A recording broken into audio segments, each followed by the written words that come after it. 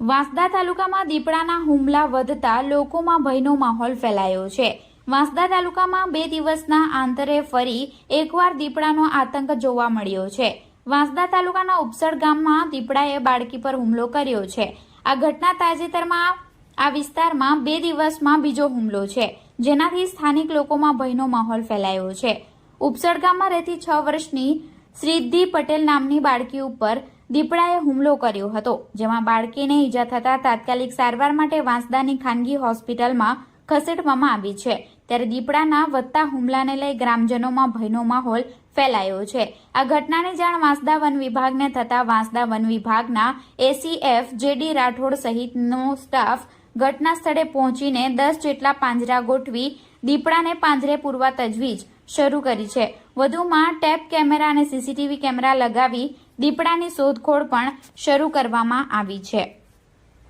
આજરોજ તારીખ 28 સપ્ટેમ્બર 2024ના રોજ સાંજે 7 કલાકે વાંસદા તાલુકાના મોજે ઉપસડ ગામે વન્યપ્રાણી દીપડા દ્વારા 6 વર્ષની સિદ્ધિબેન અજયભાઈ પટેલ નામની દીકરીને દીપડા દ્વારા હુમલો કરવામાં આવેલ છે અને એમાં દીકરીના ગળાના ભાગે ઈજાઓ થવા પામેલ છે, જેમાં એમને 12 જેટલા ટાંકા આવેલ છે।